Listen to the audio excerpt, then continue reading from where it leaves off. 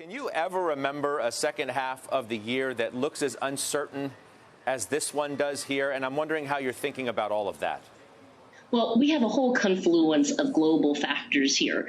We have, an energy crisis, geopolitical risk, a war, a slowdown, quantitative tightening alongside Fed hikes. So I think this volatility is going to be with us, even if the darkest period for China might be over. I think this volatility is going to be with us, and the liquidity has also really gone down in the last few weeks as well, and that's complicating and amplifying a lot of the price action that we've been seeing. Let's deal with the China question before we turn our eyes here. Do you really believe this is a turning point? Well, look, we have China's growth down to 3.7%. This is only the second year out of the last 30 years where they're going to miss the official growth target, which is 5.5% by quite a lot. But you might be at the darkest point. There's a couple of things that we're looking at. First of all, the manufacturing numbers that came out for May were a lot better than April. But also, the State Council has come out with a number of fiscal measures that we think are meaningful and further than what they had done earlier when the slowdown began. And most importantly, we really are seeing a peaking of the COVID cases. I mean, we're down to 1,000 cases, including the asymptomatic cases daily. We were at 30,000 in the middle of April. So you can see that the worst has passed, but we're still looking at a pretty sharp slowdown in China, and that has reverberations for the global economy. Well, tell me about that, because I was going to ask you what the ripple effects would then be on the global economy. And by the way, even though you've revised down your GDP forecast for the U.S., you're not looking for a recession here. We think it's premature to call for a recession, but we are looking at subpar growth. We're looking at growth that's only around 1.5% globally for the first half of the year.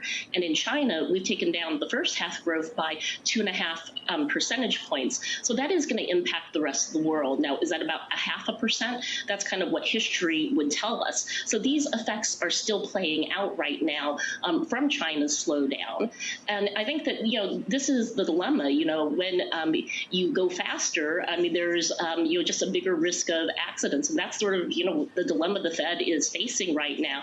It's sort of stuck between a rock and a hard place, and we do think they're going to continue to have to move 50 basis points at the next two meetings, given what the demand-driven pressures have been. So the China story is part of it, but there's a much bigger backdrop against us. Seems to be in the market. I think we could agree at this point, right? We generally accept the fact that the Fed is going to go 50 in June, and they're going to go 50 in July, and then we'll have to see after that. Relative to what you said about China and the ripple effects around the globe, what does all this mean, let's say, in the here and now for the U.S. stock market? Well, I think the problem is that everybody is actually looking past what is already priced in June and July. And the real question is how much this higher inflation is going to lead to a growth slowdown 6 to 12 months down the road. So it's not a recession right now.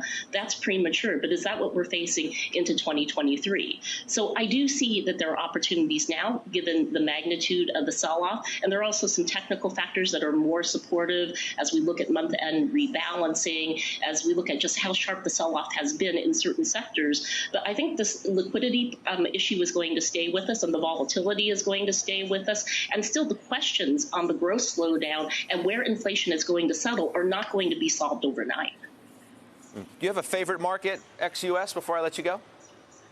Well, I mean, look, in the U.S. market, we've continued to still like, a lot of the commodity plays, and I think I would still focus on this. I mean, we're still at a point where we see the risk of, gas prices at the pump going to $6, commodity prices still that could go higher across a broad base of commodities. So in some of the emerging markets that are commodity exporters, there are better opportunities right now. And I think there's room also to look at certain sectors that really have become, cheapened up here. Like if you look at small caps, they're where they were at, during the global financial crisis. So we are seeing that there are some opportunities that have emerged, but we expect this volatility to stay with us. And the fundamental questions, I don't think, are going to go away. Well, I appreciate your time very much. That means we'll continue to have things to talk about. Joyce Chang, thanks so much. Thank you so much.